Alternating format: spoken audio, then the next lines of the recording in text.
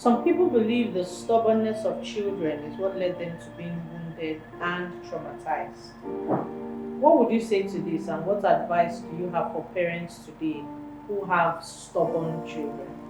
So if you have stubborn children, and I did that intentionally, that's not a reason for the child to be traumatized. A stubborn child, a rebellious child, is just crying for help.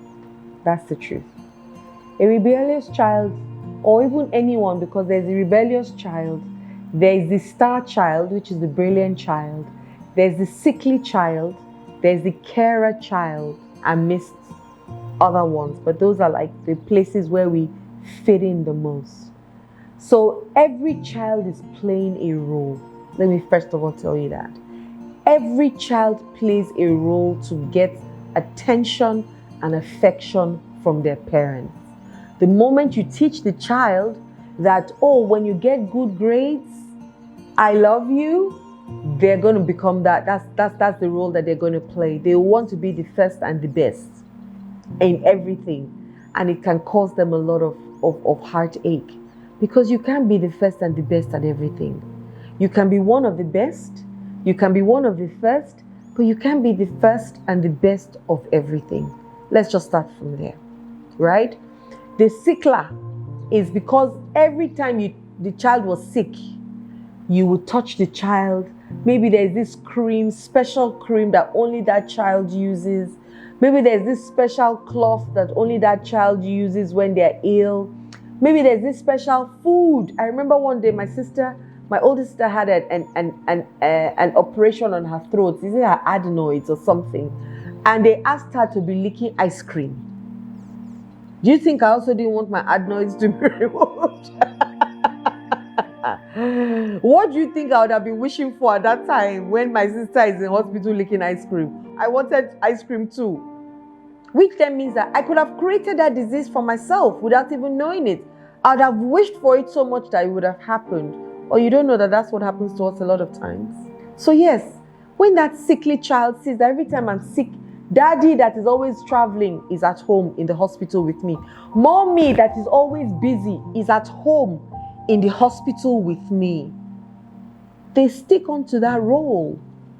Same thing with the rebellious child. Whenever I used to steal, or whenever I would lie, or whenever I would leave school when I'm not meant to leave school, whenever I'm hanging out with people that I didn't need to hang out with, or I'll go for parties that I didn't tell anybody for, and I'll come back late, and then it was just attention, begging for attention, because as a child, you don't know that beating is not attention.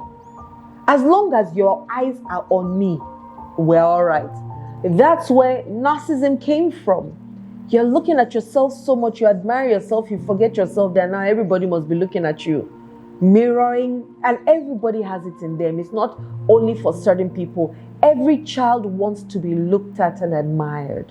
Every child wants to mirror you as their parents to them, because that's how they also feel like, okay, I'm doing well. So when you're smiling when they do something, you're like, okay, every time I come back with good grades, my mom is always hugging me in a different way. I want to keep getting that hug. So same thing with the stubborn child. It's a cry for help. It's a cry for attention. It's a cry for affection. So rather than beating the child from morning till night, maybe having a conversation with the child and asking the child, what do you really, really and truly need from me? My dad, when he realized that beating wasn't working for me anymore, in fact, I was like they were using me to show me who could beat more in my family. You hear people there, they were boasting about their beating prowess on top of me. My uncle would say, your father doesn't know how to beat. If I beat you. My auntie would say, oh, your parents don't know how to beat. It was now a boasting challenge of who could beat Adiola more. I remember the day my auntie was beating me, she pulled a cable from the wall, an electrical cable. And no, I think it was the balance of what the electrician had used to fix a light in her room. And she told me to kneel down, and she was beating me. And I looked up at her and I said, Auntie, Your body will pain you and I will not help you massage it. She looked down at me. Of course, what do you think she now started calling me? Witch, wizard, mermaid, from the water. Oh, nonsense. Now, guess what? If you use all your energy to beat somebody and use muscles that you don't use on a normal day, please, is it rocket science that your body will pain you? So I didn't curse her. I was just telling her facts. But in her mind, and because the following day, of course, she couldn't get up from bed because she had used all her energy to beat a small child. I don't think I was more than 15. At the most 16 when she did this. So you can imagine how frail I was when I said I was lanky. But in her mind, she felt like, I want to show you that I'm bigger than you. That's a self-esteem issue because nobody saw you before. And you now want me to be the one to tell you of how great you are. You're going to have to do that work yourself, auntie. It's not up to me. So it's a huge beg for help. It's a huge beg for connection. It's a huge beg for see me. See me, let's talk. Let's have a conversation. My dad, when he realized that beating wasn't working for me anymore, my dad, one day he sat me down and he spoke to me. And in the process of speaking to me, my dad started crying. Oh my goodness. I don't know whether somebody gave him that trick because I promise you it worked. I was even crying with him. I can't even lie. I was also saying, Daddy, don't cry. Daddy, don't cry. Please don't cry. And I started feeling like, what? I made my father cry? I must be, if now even I worsened it, I must be so bad. For my father to cry for me, then there is no hope for me in this world. That was the end. So I even lost more hope. The hope that I didn't have. You know when they say against hope, you believe in hope. Me, against unhope, I believed in no hope. I promise you. But he now realized that, I was leaning to him a lot more when he would do that. So he became an actor. Even if naturally he was an actor, but I think he now started doing it a lot more. And of course, as I grew older, he started to understand me a little bit more, and vice versa. I started to really, I changed my roles actually. When I stopped being rebellious, I became a carer. And I became Jesus' sister and Voltron defender of the universe. You just need to tell me your problem. I will take it for you. So my father started to like me now because I was showing up to help people. Still connection, still attention, right? But now also from a negative place. So did they affect me? Absolutely. Absolutely did, But I'm grateful that all those things happened because life prepares you for everything. So the woman that I am today is a sum total of all these things that happen, because you must always look at the bright side. You must always look at the good side. So yes, till now, people still say I'm stubborn. It's okay. People still say I'm rebellious till now. I'm okay with it now. There's nothing wrong with being unique. Do you understand what I mean? Someone said to me that, why something about comparison. I said, I can't compare myself to anybody. I'm too special to be compared. I couldn't think like this before. I told the person straight, I said, me and nobody are on the same level.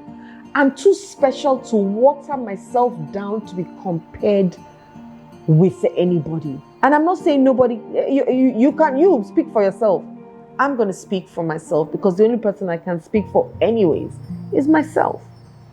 So the stubborn child is the unique child, is the child that wants autonomy, is the child that wants freedom to allow them be themselves. With me, the more freedom you give me, the more responsible I am. If you leave me in my house by myself, and give me everything to do, you'll find out that most times I don't even do 1,000 of what you can imagine because now I feel more responsible. But just cage me and see how I start to find all the ways to come out from that cage and do all the things that you have asked me not to do. Because our spirit is for fuller expansion and expression, whether you like it or not. So why do you want to cage anybody? Why do we even want to label somebody stubborn? Why do we want to do that? A child is different. A child is unique. God has created us all to be unique. Our fingers are not equal. Our thumbprints, our fingerprints are not equal. Everything about us is special. Why do I want to water it down? So for parents out there who have kids who they say are stubborn or even sick, or the ones that want perfection, they're addicted to being the best or the first. Every role comes with its challenges, to be honest.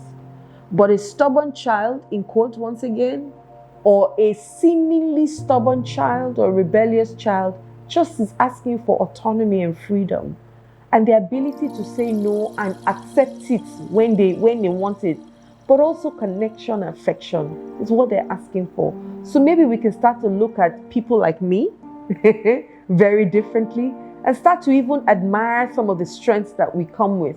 Because my friends do, they say, we shall know that if we come and ask you, if you are not going to do it, you won't do it.